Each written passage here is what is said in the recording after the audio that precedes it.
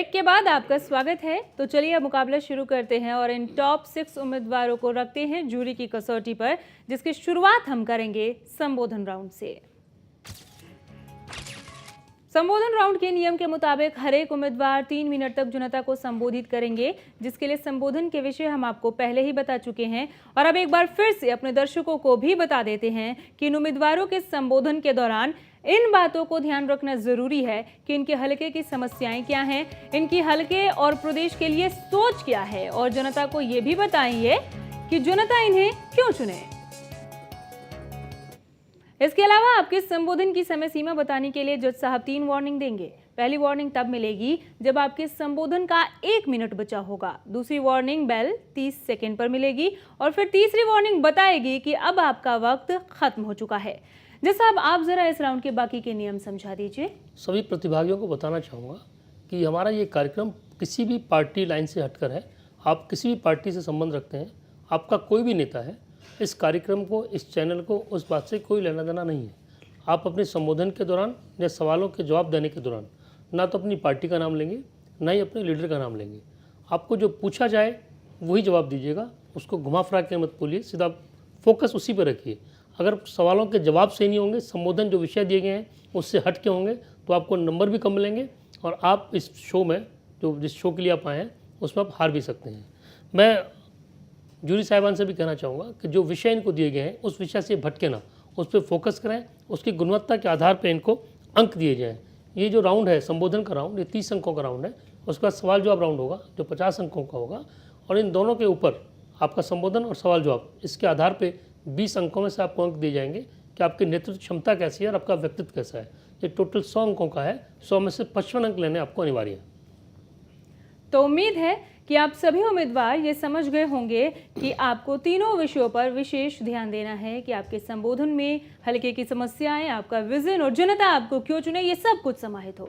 तो चलिए शुरू करते हैं। जैसा ग्रुप जी तैयार हैं? हाँ जी, अपना संबोधन शुरू कीजिए। मैं रानिया में पिछले 35 साल से डॉक्टरी की प्रैक्टिस कर रहा हूँ जी। और रानिया एक ऐसा क्षेत्र है जो एक तरफ राजस्थान से, एक तरफ पंजाब के कुछ हिस्से से और बाकी हरियाणा से, लेकिन पश्चिम में बसा हुआ ये सबसे पछड़ा हुआ, सरकारी नज़र में सबसे पछड़ा हुआ, इसकी अनदेखी की गई है। वहाँ का कोई जो सभ्याचार है, कल्चर वैल्यू है, वहाँ पंजाबी कल्चर के लोग हैं, हरियाणवी कल्चर के लोग हैं, जाट समुदाय है, सराइकी जो पाकिस्तान से आकर वहाँ बसे, उन लोगों ने उस इलाके को अपनी मेहनत से, अपने बाजू बल के ऊपर उसको ऊपर लेकर गए, आर्थिक तौर पर भी, अपनी सहूलतों के बल पर भी। लेकिन सरकारी तौर पे जो मैंने देखा है, वहाँ पे ना शिक्षा की, सबसे कम रानिया क्षेत्र में शिक्षा की सहूलतें नहीं हैं, कोई कॉलेज नहीं है, कोई प्रोफेशनल डिग्री कोर्स नहीं है। लड़कियों के लिए यहाँ चंडीगढ़ जाना पड़ेगा, पटियाला जाना पड़ेगा, किसी तरह की कोई सहूलत नहीं। लेकिन सरकार की अनदेखी, जितने एमएलए अभी तक किसी पार्टी के भी आए, उन सभी ने अपने मालिकों की सेवा तो की होगी, लेकिन इलाके की तरफ, इन मुसीबतों की तरफ ना, वहाँ सेहत के प्रति। मैं डॉक्टर हूँ, जब मैं आया था उस इलाके में तो अकेला था, आज 40 क्वालिफाइड डॉक्टर उस इलाके में लोगों की सेवा कर रहे हैं। तो मैंने देखा कि सबसे पछड़ापन जो है उस इलाके का सेहत के मामले में है। पंजाब से लेकर, चंडीगढ़ से लेकर जो गंदगी घग्गर नदी में आती है, बहकर उस इलाके में से गुजरती है, उसके पानी को पिछले 30 साल से जिस तरह से प्रदूषित कर दिया गया है, ज़मीन को प्रदूषित कर दिया है, उससे वहाँ के लोगों की सेहत, और सेहत के लिए कोई वहाँ बड़े अस्पताल नहीं है। रोहतक जाना पड़ रहा है, बीकानेर जाना पड़ रहा है। तो इन समस्याओं का जो मरीज़ मेरे पास, मेरे क्लिनिक में आते हैं, जहाँ मैं इलाके में जाकर देखता रहा, तो देखा कि ये इतने खुशहाल और ताकत बाजू बल वाले लोग, लेकिन सरकारी तौर पे उनकी किसी तरह से भी कोई सहूलत ना मिलने के कारण ये इलाका पछड़ा हुआ है। तो अगर मुझे मौका मिलता है, मैं किसी भी पार्टी की बजाय अपनी सोच के हिसाब से सबसे पहले वहाँ लड़कियों के लिए, लड़कों के लिए professional college, medical college, engineering college, और दूसरा जो घग्गर नदी के प्रदूषण का, जिससे बीमारियां आ रही हैं और हमारी मानसिकता भी खराब हो रही है, हमारा शरीर खराब हो रहा है, वो उसको सुधार करूँगा।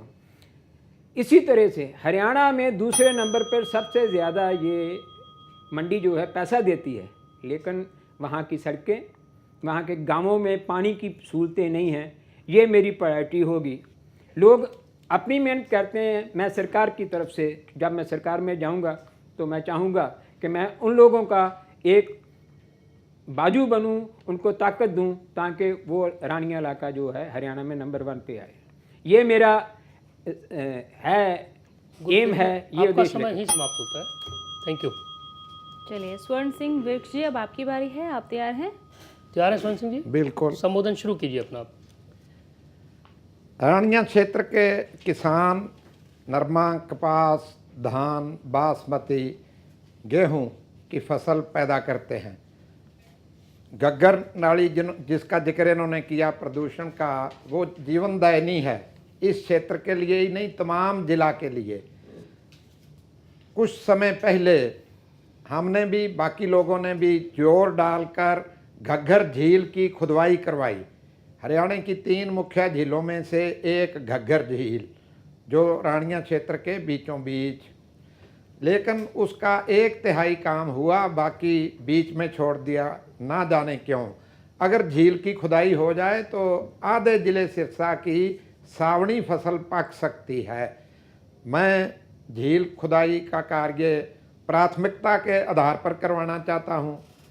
कुछ वर्ष पहले बाढ़ आई, तमाम रानिया का जो घग्गर बेल्ट का क्षेत्र था बाढ़ग्रस्त हो गया। बार बार लोगों द्वारा गुहार लगाने के आज तक एक भी टोकरी मट्टी उस बांध पर नहीं डाली गई। हम चाहेंगे कि घग्गर नाली के मट्टी को उखाड़ा जाए, घग्गर की जो क्रीक है और बांधों पर वो मट्टी डाली जाए ताकि लोगों को बाढ़ मुक्त किया जाए। बहुत बड़ी समस्या जो उस क्षेत्र में है, भूजल, कृषि भूजल स्तर लगातार गिर रहा है। सरकार कृषि विभिन्नता की बात करती है मगर उसके लिए कुछ देने को तैयार नहीं है। किसानों की भरपाई की जाए ताकि वो धान गेहूं के चक्कर से निकलकर कुछ दूसरी फसलें बोएं, जिस वजह से ये जो कीमती पानी है शायद आने वाले समय में हरियाणा का सबसे उपजाऊ क्षेत्र बंजर भूमि में तब्दील हो जाएगा, ऐसा हमें आभास हो रहा है। जिस तेज़ी से प्रतिवर्ष, अभी कुछ दिन पहले धान शुरू हुआ है तो ये 3-4 फुट लेवल नीचे चला गया है ये इस एक सप्ताह में ही। तो ये बड़ी प्राथमिकता हम इस संबंध में चाहेंगे।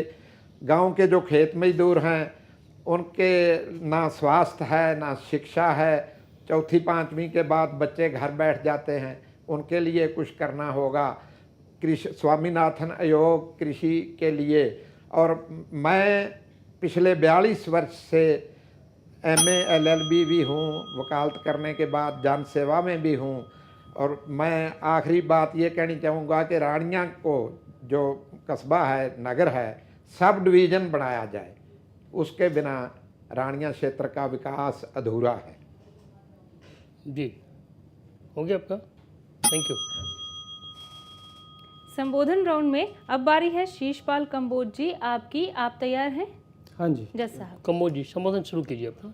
मैं किसान वर्ग से संबंध रखता हूँ और व्यापारी भी हूँ क्योंकि आड़त की दुकान है मेरी। किसानों की समस्या जो रानिया हलका में बहुत समस्या हैं। सबसे बड़ी समस्या जो हमारे रानिया हलका के सेंटर में से घग्गर नदी का जो आना जाना होता है उसमें कभी ना कभी उसमें फ्लड आता है। जैसे विर्क साहब ने बताया, पिछले 3-4 साल पहले फ्लड इतना आया कि सारा रानिया हलका जो है उसके साथ लगते गांव जो है सारे तबाह हो गए। और उसमें जो गोदाम बने हुए थे जिसमें गवर्नमेंट का अनाज पड़ा था वो भी बर्बाद हो गया। तो मेरी सबसे अहम प्राथमिकता ये होएगी कि उस घग्गर नदी के किनारों को ऐसा मजबूत किया जाए कि किसी भी गांव को कहीं भी कोई नुकसान ना हो। नंबर 2, व्यापारी वर्ग से अब क्या है कि हमारा एरिया धान का बहुमत एरिया है। धान का जो इतनी बड़ी मंडी है वहाँ रानिया में, सारा जो माल परचेज होता है बासमती का वो बाहर से व्यापारी आते हैं। बाहर से व्यापारी माल तो परचेज कर लेते हैं लेकिन लिफ्टिंग के लिए उनको बड़ी समस्या होती है। तो मेरा ये प्रयास रहेगा, जब भी आप सब भाई गांव रानिया हलके के मेरे को मौका देंगे तो मैं रेलवे लाइन को जोड़ूंगा, सरसा से लेके हनुमानगढ़। अगर ये रेलवे लाइन जुड़ जाती है तो सबसे एक तरह से इस हलके को सबसे बढ़िया सौगात मिलेगी, क्योंकि उससे जो क्या है, लिफ्टिंग में कोई प्रॉब्लम नहीं आएगी। किसानों को जो रेट है, जो खर्चा वो ट्रकों के माध्यम से लोडिंग में लगाते हैं व्यापारी लोग, वो ट्रेन से उनको सस्ते दामों में लोडिंग का काम मिलेगा। इसके अलावा एजुकेशन का बहुत बुरा हाल है। हमारी बहनें, छोटे छोटे बच्चे वहाँ से सुबह उठते हैं और सरसा में आती हैं लड़कियाँ, और बसों में वो किस तरह से सफ़र करती हैं, सरकारी बसों में बहुत बुरा हाल है। तो मेरी ये प्राथमिकता होगी कि वहाँ एक लड़कियों का कॉलेज जरूर बनाया जाए। और इसके अलावा टेक्निकल कोई भी वहाँ संस्था नहीं है, पॉलिटेक्निक कॉलेज नहीं है, इतना बड़ा क्षेत्र है। तो मेरा ये प्रयास रहेगा कि पॉलिटेक्निक कॉलेज सरकारी जो है वहाँ जरूर स्थापित किया जाए, ताकि वहाँ के बच्चों को टेक्निकल शिक्षा मिली जाए। इसके अलावा सड़कें बड़ा बुरा हाल है। किसी गांव को ले लो आप, सड़कें तो ऐसी हैं जैसे कच्चे रास्ते होते हैं। तो मेरा ये प्रयास रहेगा, जब भी आप रानिया के हलका के लोग मेरे को मौका देंगे तो मैं सड़कों का विकास करवाऊंगा और सारे रानिया हलके की मैं सेवा करूंगा। धन्यवाद। तो 20 सेकंड है आपके पास। तो इस तरह और भी कई समस्या हैं। इस एरिया में कोई इंडस्ट्री नहीं है, तो हमारा प्रयास रहेगा कोई ऐसी इंडस्ट्री लगे जिससे वहाँ के जो नौजवान लड़के हैं उनको रोज़गार मिले। इंडस्ट्री बहुत ज़रूरी है। पहले शुगर मिल लगी थी, लेकिन वो किसी कारणवश आपका समय यहीं समाप्त होता है कंबोज जी। धन्यवाद। संबोधन राउंड में अब तक 3 उम्मीदवारों को सुन चुके हैं आप। अब बारी है विशाल वर्मा जी आपकी। विशाल जी तैयार हैं आप? हाँ जी, संबोधन शुरू कीजिए। मैं विशाल वर्मा, रानिया हलके से। मैं 10 साल से, पिछले 10 सालों से हम एनजीओ बनाकर समाज सेवा का कार्य कर रहे हैं। हमारा एनजीओ तो हर क्षेत्र में गांव-गांव जाकर हमने लोगों की परेशानियां सुनी हैं। उसके मुताबिक मैं सबसे पहले कृषि प्रधान, हमारा जो रानिया हलका है कृषि बहुल्य क्षेत्र है, तो मेन जो वहाँ पे किसानों की जो प्रॉब्लम हमें सामने आई, एक तो बिजली की और दूसरा पानी की।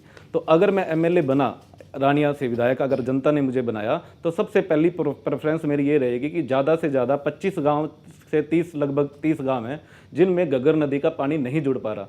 तो मेरा मेन उद्देश्य यही रहेगा कि घग्गर नदी का पानी उन गांवों तक पहुंचाया जाए। और दूसरा जो बिजली की प्रॉब्लम है, जो गवर्नमेंट किसी की बुराई नहीं करना चाहता, अभी 2 घंटे आज बिजली दे रही है, तो मेरा उद्देश्य रहेगा कम से कम 8 घंटे ट्यूबवेल की जो बिजली है वो किसानों को मिले। दूसरा मेरा उद्देश्य रहेगा युवाओं के लिए। अगर कोई गवर्नमेंट, कोई भी मुख्यमंत्री बनता है, वो मेरे हलके के युवाओं को रोजगार नहीं देता, तो मेरा ये कर्तव्य रहेगा मैं डीसी रेट पे हर विभाग में जो नौकरियां मिलती हैं, चाहे बिजली विभाग हो, चाहे क्षेत्रीय नहरी विभाग हो, चाहे बीडब्ल्यू विभाग हो, उनमें जो डीसी रेट के कर्मचारी हैं, मेरा चाहे क्षेत्र का +2 पास युवा हो, चाहे इंजीनियर हो, अगर गवर्नमेंट उसको नौकरी नहीं देती है या नहीं मिलती है किसी कारणवश, तो मैं उस हलके के मेरे उस युवा को उस रोजगार को अपॉइंट करवा सकूँ। तीसरा मेरा ये उद्देश्य रहेगा, आज पूरे इंडिया में हॉकी हमारा नेशनल गेम है। हॉकी के अंदर हमारे रानिया हलके से विर्क साहब वहाँ से उस गांव से संबंध रखते हैं, संतनगर करीवाला से। आज हॉकी टीम का कैप्टन सरदार सिंह मेरे रानिया हलके से है। और भी नेशनल अवार्ड, एशिया कप जितने, कई गुरप्रीत सिंह हैं, कई प्लेयर आप सभी जानते हैं।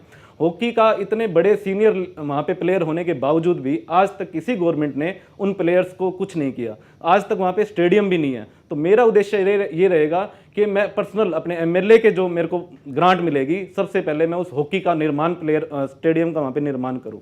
तीसरी अपेक्षा रहेगी, मैं अगर एमएलए बना तो मेरा ये परमानेंट, मेरे को समाज सेवा का जरिया लगा लीजिए, चाहे जिस हिसाब से हमने काम किया है, तो सबसे ज़्यादा हमें ये पता चला शहरों से ज़्यादा हार्ट के सबसे ज़्यादा पेशेंट हमें गाँवों में मिलते हैं, जिनकी सही तरह से उपचार नहीं होता। हार्ट के पेशेंट की उस बीमारी को हम रोक तो नहीं सकते, पर उसकी रोकथाम के लिए सबसे ज़्यादा हम जैसे पानी का जो वहाँ पे संयंत्र लगा हुआ है, उसके पास एक पार्क डेवलप कर सकते हैं, ताकि उसके अंदर लोग एक्सरसाइज या वॉकिंग जैसे हमारे शहरों में होता है, वो सब प्रक्रियाएं चलाकर वहाँ पे एक रोकथाम का जरिया हम बना सकें, ताकि महिलाएं भी हमारे और जो बुजुर्ग बड़े बूढ़े हैं वो उसका फ़ायदा उठा सकें। तीसरी रहेगी महिलाओं एजुकेशन की। रानिया हल्का एजुकेशन के हिसाब से सिरसा डिस्ट्रिक्ट में जाना पड़ता है, ये एक स्पष्ट बात है। और पूरे हल्के के अंदर कोई इंजीनियरिंग कॉलेज नहीं है, कोई बीएड कॉलेज नहीं है, जो हैं प्राइवेट हैं। तो जो युवा हैं या गरीब जमींदार हैं, मेन गरीब जमींदार के परिवार हैं, उनको ज़्यादा फीसें देके वहाँ पे अपने बच्चों को पढ़ाना पड़ रहा है। तो मैं चाहूँगा कि अगर मेरी हिस्सेदारी अगर सरकार में रहती है। समय ही समाप्त होता है। और इसी के साथ संबोधन राउंड यहीं पर समाप्त होता है। वक्त भी हो चला एक छोटे से ब्रेक का। ब्रेक से लौटने पर इन सभी उम्मीदवारों को तैयार रहना होगा ज्यूरी के सवालों का जवाब देने के लिए सवाल जवाब राउंड में।